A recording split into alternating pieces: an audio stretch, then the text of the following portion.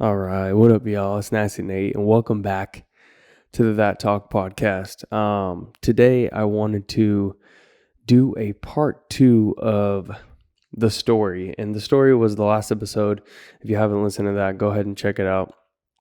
I basically broke down what I think is the most detrimental thing to everybody's self-development and to your happiness and to your success and to your family and to just ultimately your life. And it's the running story that we have going on in our head about ourselves and every situation that we enter. So, I mean, even as little as, I woke up this morning and I hit snooze and now I'm late to work. I'm a piece of shit. I'm always late, and this is where I want to take this episode. So I feel like that waking up is like a perfect leeway into this. But one thing I want everybody to be conscious of is that your mind always wants to be right. And when I say that, we will pick out the things that somehow make us right about what we're saying, whether or not it's true. So like I said, so say I wake up in the morning, I hit my alarm, I hit snooze. I wake up an hour later, now I'm late for work. Okay. So now as soon as I open my eyes, oh my God, I'm a piece of shit. I'm always late. I'm not responsible. I didn't, say I'm on a meal plan like I am, and I didn't eat breakfast and I missed my meal plan, right? So all these things start to add up. And those parts of the story that I'm telling about myself in my head I'm picking out the parts that are going to make the story true. So, when I say I always miss my meals, I don't always miss my meals, but when I miss it that day, I'm dramatic and I'm in my feelings and I'm in my story that's running right there, right? And my mind wants me to be right about what I'm saying. And we will ignore all the days that last year, I believe it was, that I dieted for 10 months. I dieted for 10 months. I was on a meal plan that I ate the same thing every single day, 6 days a week, and had one day where I gorged myself. I would put little things here and there like protein bars if I was hungry or if I didn't have time, because I never starved myself. But things like that, protein like shakes or granola, stuff like that, like little fillers. But I never skipped off my diet for 10 months. I was so consistent. But then I'll wake up one day and go, God, I'm never on time, and I always fuck up my meals, and I, my diet's off and my weight's blah, blah. It's like, what about all the other times that I was good? But like I said, your mind will only think about, because it wants you to be right about the shit that you're actually talking about. So for instance, until you're conscious of this, you have to be so careful, because this will happen to you and you won't even fucking realize it. Like I had this running story for so long, and I know I've talked about this in the podcast before, in my speeches, but I had this bad running story about my dad. And I don't know if just because it was like we didn't see eye to eye, so I wanted him to be a piece of shit because we didn't see eye to eye, because he put in more effort with my brother, or I don't know what it was. But I had this running story about him, and I know that now that our relationship is repaired and I've done the work myself, because it was never him. It was never his fault. It was me needing to see the good parts of my life and the good parts of the story that I failed to see, because the running story about him was always that he was a piece of shit, and my mind wanted to make me right. I ignored every other thing that was ever good, because those bad things were what was sticking out, because that was the narrative. That was the running story. So I came up with this concept the other day when I was having a conversation with somebody. I just wanted to bring it to everybody's attention that every single day it is an effort to be conscious. It is an effort to have conscious behavior and conscious thoughts. Your thoughts can drift off so far off about yourself and your situation, and your mind will make you right. And you might take your whole day, your whole week, your whole month, and you might be completely spinning out of control because you don't have control of the story. And like I said in the last episode, everything needs to be analyzed. Sit down and analyze your situation. Sit down and even analyze your thoughts. Like sometimes I'll say shit and I'm like, is that really fucking true, Nate? Like, are you really? And I got bad self-talk. And I think what I'm working on more towards now is not focusing on what I don't want, but focusing on what I do want. So instead of saying I work out so I don't get slow, or I work out so I don't get out of shape, or I work out so I don't get small, I say I work out because I want to be fast. I work out because I want to be a beast. I work out because I want to be jacked. Like focusing on what I want, because I'll do that to myself. And that's a negative story. Like my relationship with working out needs to be positive, whether my goals are to not be fat or to not be slow. The relationship with it is so important. So like I said, in the last episode, and if you haven't listened to it, check it out, go back. Your thoughts drive your actions, and your actions drive your results.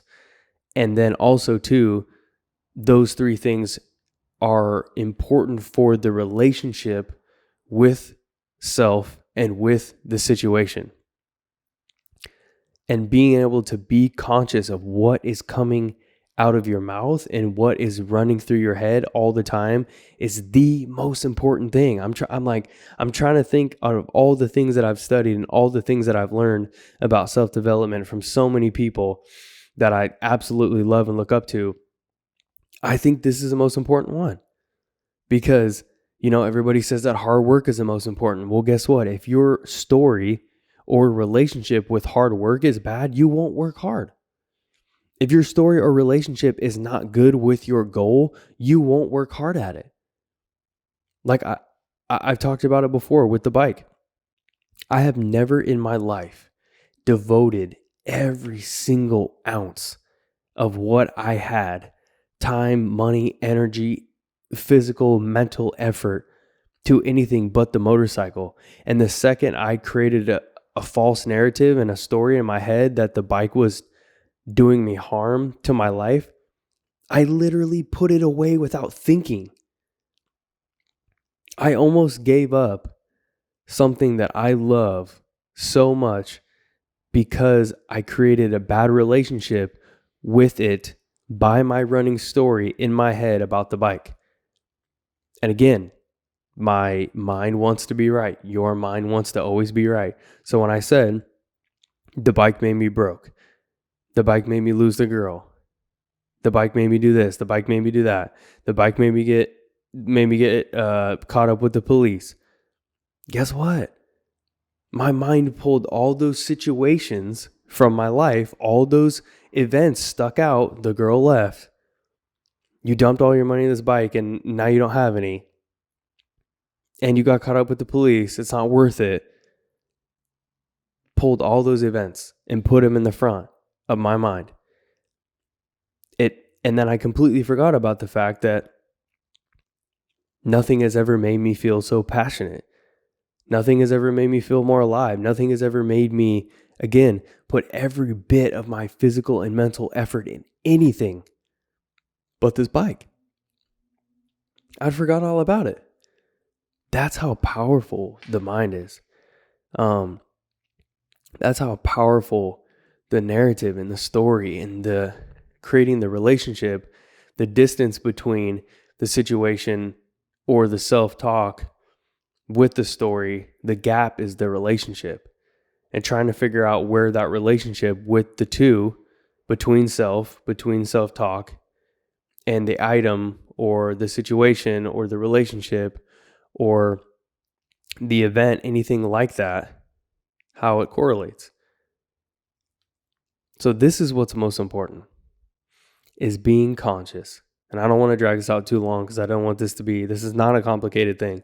And that's why, my thoughts are a little all over the place, because what I'm trying to do is trying to simplify this as much as I can by just experiencing it, going through it, studying it, researching what other people say about the narrative, about the story, about how it relates to self-development, and then try to just break it down in the most simple way I can. But my advice here with the last episode and this episode, I feel like I'm a little more clear with this one, is be conscious and be cautious and pay attention to your thoughts and pay attention to the words and the relationship that happens with anything in your life. Anything. Whatever your most important things are, which I think for a lot of us, we can say our job, because that's how we make our money. If we have a significant other, that relationship's probably important. If we have children, that relationship's probably important. If you have family, that relationship is probably important. And if you have a passion or a hobby, that relationship is probably important. So take all of those things, or take the ones that you have, and whatever ones you're dealing with in that moment, just try it. Like, try this, like, look at it as an exercise. Like, next time you walk up to your girl, what's the first thing that you think about? In every situation, start doing this. Like, when I see her, am I irritated? Like, did she do something that's bothering me? So say, your girl leaves a cup in the sink, right? And you go and God, she's always messy. And it's like, is she always messy? Question yourself. Question your thoughts. Are your kids always crying? Or are those the times that's annoying you? And so your mind's pulling that event and that situation into fitting your narrative, because we don't want to be wrong. There's very few people, and it took me a long time to get to this point, where we're okay with being wrong. You're okay with you telling yourself that you're wrong, or somebody else telling you that you're wrong. So the mind will pull events, and you will literally block out everything else. And we see this happening so much right now in this world. If somebody believes something about the world, or about politics, or about just any type of views that they feel so strongly, and the story and the relationship with it is so strong, you could literally stick something in their face and they will ignore it. Learn from other people, learn from situations like that, and go, am I doing that to yourself? Because this isn't about putting you up against somebody else, or you saying that other people are doing this and that's just what everybody does. Like, no, learn from that. That's bad behavior. That is horrible behavior. But take that and be conscious of it in self, in the relationship with whatever is most important to you. So like I said, try it out as an exercise. Take, one of those 5 or 6 things, and every time you first see it, because you need to turn the unconscious and the subconscious into conscious effort. That's how self-development starts. I'm inherently lazy. I've got bad habits. I've got, negative thoughts. Those are all things that are just been encoded in you for so long that it literally has become unconscious behavior. Because like I said, your thoughts drive your actions, and your actions equal your results and your behavior. It takes time to do this, but it also takes effort. So if this is a path that you want to go on, if this is a path where you want to just have better quality of life, it's not even about money. It's not even about success. It's about having better days. Like, even if you have money, even if you have everything you want, but your days are shit. If you talk about yourself like shit, if you're killing it, but you still aren't happy because it's still not enough, you're still not fit enough, you're still not rich enough, your girl doesn't do this enough, your kids just aren't smart enough, When does it fucking end? It ends when the behavior changes in you, and it starts in your head with your narrative, with your running story, with yourself, in every relationship or hobby or situation that you put yourself into. It takes conscious practice to change the story.